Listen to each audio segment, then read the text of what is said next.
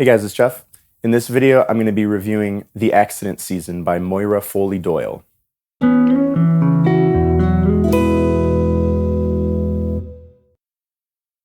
So this is a young adult teen fiction novel that follows Kara and her family and friends as they are once again plagued by the accident season, where every year for the entire month of October, Kara and her family become inexplicably accident prone, where they'll be walking by corners and they accidentally scrape themselves, or they'll trip randomly and fall and break a bone or scrape their skin, or sometimes even people die. So what they do is they put pads on corners and they wear extra layers of clothing so that they can decrease the likelihood that they'll get hurt in just everyday situations. And even within their house, they're not safe, and outside their house, they're not safe. There was one instance where Kara's mom tried to lock them into the house for the entire month. And they didn't want to leave the house for the entire month. So they ordered food, had it delivered, and then they all ended up getting food poisoning the next day. You know what I mean? So it's just one of those things that they just can't seem to escape.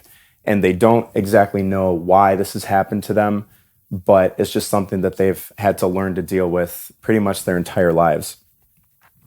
Except this year's a little bit different because Kara is noticing something a little bit strange about the people around her, where every time she takes a photo on her phone, there's this random girl, not random girl, but like a girl that she thought that she saw at school every once in a while, that everybody kind of has a vague memory of, but nobody can really seem to remember exactly who this girl is. Every time she takes a photo on her phone, there's part of a girl named Elsie that's in the picture with her, like, her hair is either in the corner or she's hiding behind a door somewhere. So if I were to take a picture on my phone in front of this camera right now, like a piece of her hair might be off in the corner somewhere. And Kara, all of her photos from the last 6 months have a piece of Elsie in them when, Elsie's not even in the room. So it starts to become this kind of like mystery type book where Kara is trying to figure out who Elsie is and what type of connection she might have between the accident season and her family. And although this is a really cool idea for a book, it really just doesn't deliver on the level that I was expecting. Like the premise of having a family who is like inexplicably accident prone all the time, where they can't even leave the house without worrying about someone, hitting them with a car, or they can't seem to just walk by like a desk or something without being scraped and injured, is a really cool idea. But it almost felt like the book should have been named like Elsie's Ghost Story or something with Elsie in the title, because a lot of this book is centered around Kara trying to figure out who Elsie is. And it almost feels like the accident season is like a small subplot of the story. It should have been like focused around Elsie, or like the story was focused around Elsie, but it didn't really feel like the accident season was like the biggest part of the book. And what's really disappointing is that, by the end of the book, we don't really figure out why the accident season happens the way that it does. And I have to go into a little bit of spoilers here just to explain what I mean by that. Kara finds, so like if you want to pause the video, totally fine. Just so you don't spoil it for yourself. But Kara finds out that Elsie was a sibling of hers that died a long time ago, and her mom never told her.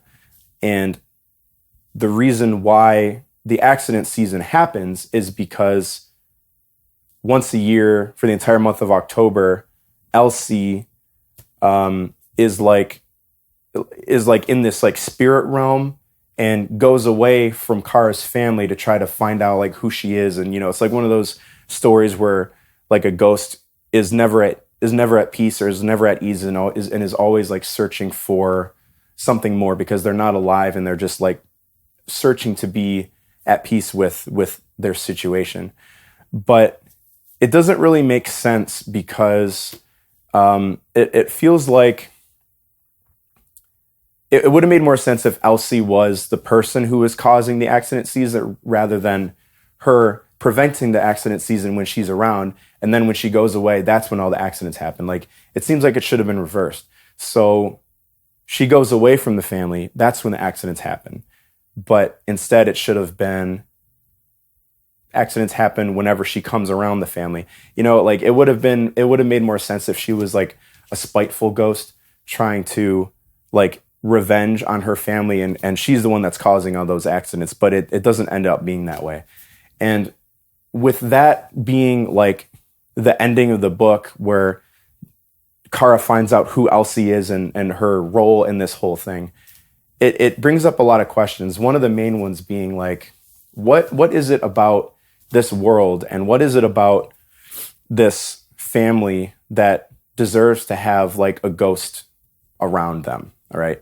Like, does that mean that every family in the world has some kind of like, they almost made her seem to be like a guardian angel type of character where they get hurt when she's not there to protect them. And it kind of makes it seem like, all right, well, does every family in the world have this type of guardian angel around them? And then if that guardian angel disappears, is that when, you know, is every family in the world accident prone and we just don't know about it? It's, you know, so there's this type of magic that exists, some type of magic that exists in this world, but it's not fully explained. And it just feels very underwhelming at times and a little lackluster. The characters are, you know, typical teenagers. And there's also this really weird romance that happens between Kara and her stepbrother, Sam. Like, they're both attracted to each other and like they were raised as siblings because their parents got married. But when they separated, they had feelings for each other the entire time. But now that they're separated, you know, it's like technically, legally, they're not related by blood, but they still consider themselves to be each other's siblings. And they know that it's wrong, but they can't help it anyway. So there's this really kind of weird taboo romance that happens in the book that just, I don't know, kind of weirded me out a little bit. So with all that being said, I'm going to give this book a 2 out of 5. You're really not missing much after everything that I summarized in this video.